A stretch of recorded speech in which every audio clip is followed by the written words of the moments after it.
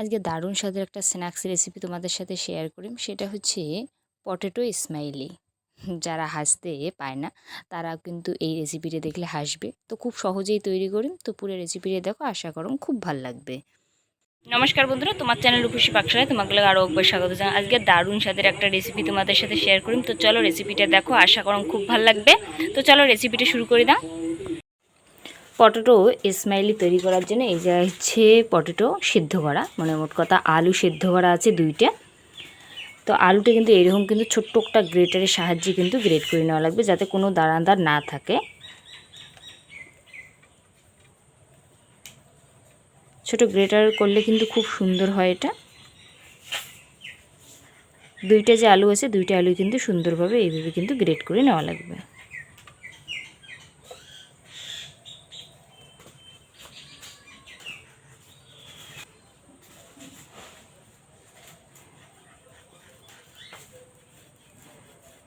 এটা যেহেতু সিদ্ধ আলু, এটা কিন্তু খুব সুন্দর গ্রেটটা হয়, খুব তাড়াতাড়ি কিন্তু হয় এটা।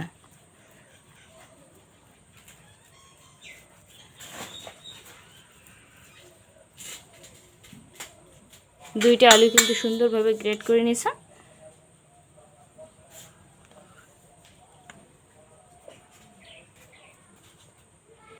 আলু গ্রেট করে নেওয়া হচ্ছে। এবার দিয়ে দিন হচ্ছে এই যে হচ্ছে ম্যাগি মশলা। ম্যাগি মশলা দিলে কিন্তু বেশ ভালো লাগে খেতে, আর বাচ্চারাও কিন্তু বেশ পছন্দ করবে। ম্যাগি মশলা দেওয়ার পরে দিন হচ্ছে কালো জিরে। কালো জিরে দেওয়ার পরে দিন হচ্ছে শুকনো লঙ্কার গুঁড়া। ঝালটা কিন্তু নিজের স্বাদ অনুযায়ী, বাচ্চারা যদি খায় তো অল্প পরিমাণ। এবার দিন হচ্ছে বিট নুন, স্বাদ মতো দিয়ে দিলাম বিট নুন। তারপর দিয়ে দিন হচ্ছে হলুদ গুঁড়া। হলুদটা কিন্তু খুবই অল্প। 1 চিমটে দিন হচ্ছে জিরা, গোটা জিরে। এটা কিন্তু মুখে পড়লে বেশ ভালো লাগবে খেতে। এবার দিয়ে দিন হচ্ছে কিছুটা পরিমাণ হচ্ছে ময়দা।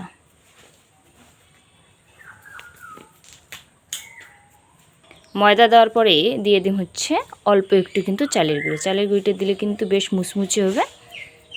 এবার কিন্তু সবগুলো ভালোভাবে মাখিয়ে নিন। তাতে যদি একটু ময়দা লাগে তো পরে মাখার পরে কিন্তু এটা দেওয়া লাগবে। আগে মাখিয়ে দেখা লাগবে, যে যদি লাগে তবে কিন্তু আরও একটু মিশা লাগবে। আগে কিন্তু অল্প একটু দিয়ে দিছ। তো এটা খুব ভালো করে কিন্তু মাখা লাগবে। এটা কিন্তু একটা ডো বানিয়ে নিলে, ডোটা কিন্তু একটু নরম আছে, তো আরও একটু হচ্ছে ময়দা দিয়ে দিন। এটা কিন্তু খুব ভালো করে মাখিয়ে নিচ্ছ, একটা ডো বানিয়ে নিচ্ছ। আলুর যেহেতু তো একটু তো নরম হবেই। এবার এটা কিন্তু বেলে নিন। একটু তার উপরে কিন্তু ময়দা ছড়িয়ে দিন, শুকনো ময়দা, তাহলে কিন্তু বেলতে কিন্তু এটা সুবিধা হবে।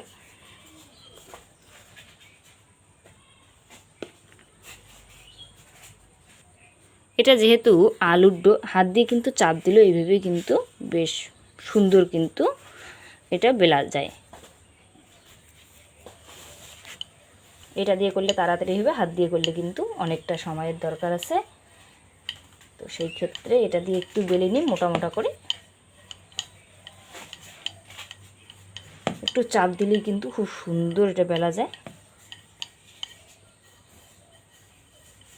একটু মোটা করে কিন্তু বেলা লাগবে, একদম পাতলা করা যাবে না, একটু মোটা মোটা করে বেলে নেওয়া লাগবে। এরকম একটা নিচ্ছেন সিপিটার সাহায্যে কিন্তু এটা কিন্তু গোল করে নিন।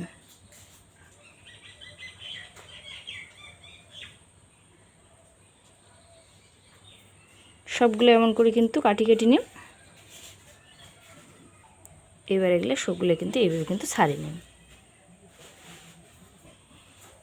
এটা দিয়ে আরও কিন্তু বাদ বাকি আরও কয়েকটা হবে।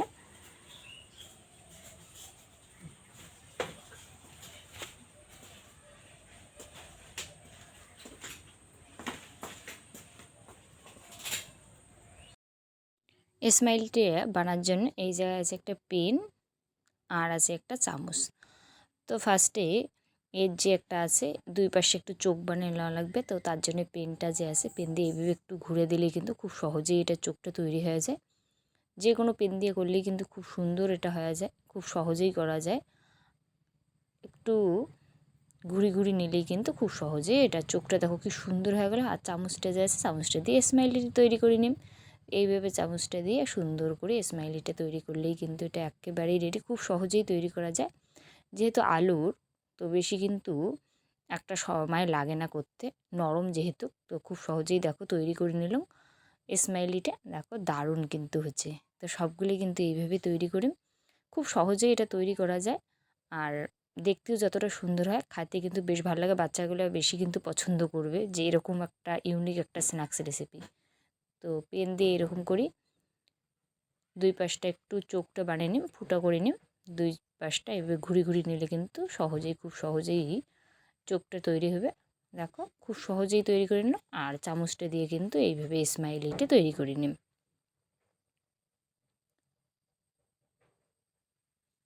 কি দারুণ হয়েছে না? দেখো কত সহজেই তৈরি করে নিল। তো যদি একটু হচ্ছে দিয়ে হয় তো চামচের পিছন পাশটা দিয়ে এরকম একটু ফাঁকা করে নিলেই আরও স্মাইলিটা খুব সুন্দর হবে সরাসরি নিলে। তো সবগুলো স্মাইলি কিন্তু এইভাবেই তৈরি করে নিই। আর খুব সহজেই এটা তৈরি করা যায়, সেটা তো দেখালুমে। দেখো কত সুন্দর সবগুলো স্মাইলি হয়েছে। তো সবগুলো এইভাবে তৈরি করে নাও, বাদ বাকি যে কয়েকটা আছে তো সবগুলো স্মাইলি দেখো কত সুন্দরভাবে পটেটোর স্মাইলিগুলো তৈরি। এটা কিন্তু ভাজার জন্য এবার কড়াইটা বসিয়ে দিয়েছিলাম। কড়াইটা খুব ভালো গরম হয়েছে। এবার দিয়ে দিন হচ্ছে তেল পরিমাণ মতো, ভাজার জন্য যতটুকু তেল লাগে। তেলটা যখন হালকা গরম হবে এটা আবার দিয়ে দিন।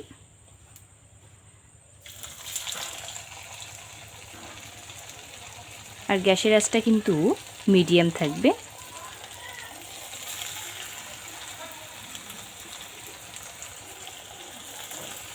একদম কিন্তু একদম লো আঁচেও কিন্তু এটা করা যাবে না, আবার খুব হাই আঁচেও করলে কিন্তু এটা উপরটা পোড়া লাগবে আর ভিতরটা কিন্তু ভালো হবে না। তো এটা কিন্তু মিডিয়াম আঁচে পুরা ভাজার কাজটা কিন্তু করে নেওয়া লাগবে। এক পাশটা যখন এইভাবে একটু কালার চলে আসবে তারপর এটা কিন্তু উল্টি দেওয়া লাগবে। উল্টিয়ে কিন্তু লাল লাল করে ভাজিয়ে নিলেই কিন্তু এটা একেবারেই রেডি।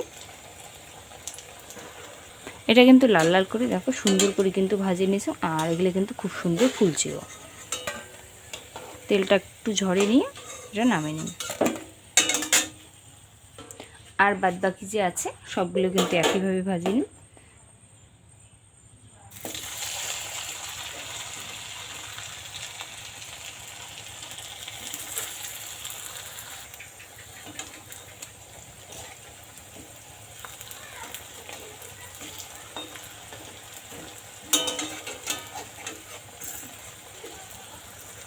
এগুলো কিন্তু খুব ভালো ফোলে, যেহেতু আলু সেই ক্ষেত্রে দেখো কি সুন্দর এটা কিন্তু ফুলছে।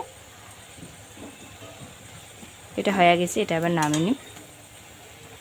সবগুলো কিন্তু দারুণ ফুলছে। একটু তেলটা ঝরে ঝরে এগুলো সবগুলো তুলে নিন, একটু লালচে কালার হলে। দেখো এটা কিন্তু ভাজা হয়ে গেছে।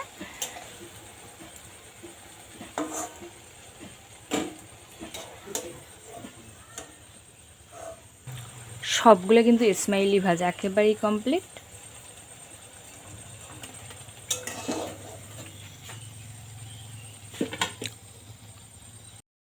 পটেটো স্মাইলিগুলো কিন্তু একেবারেই রেডি। তো আশা করো এই খুব সিম্পল সহজ রেসিপিটা তোমাগুলো ভাল লাগছে। ভাল লাগলে অবশ্যই লাইক কমেন্ট শেয়ার করে ভুলবেন না। আর যদি চ্যানেলের নতুন দর্শক হয়ে থাকেন চ্যানেলটা অবশ্যই সাবস্ক্রাইব করে দেবেন এরকমই নিত্য নতুন সহজ রান্নাগুলো পাওয়ার জন্য।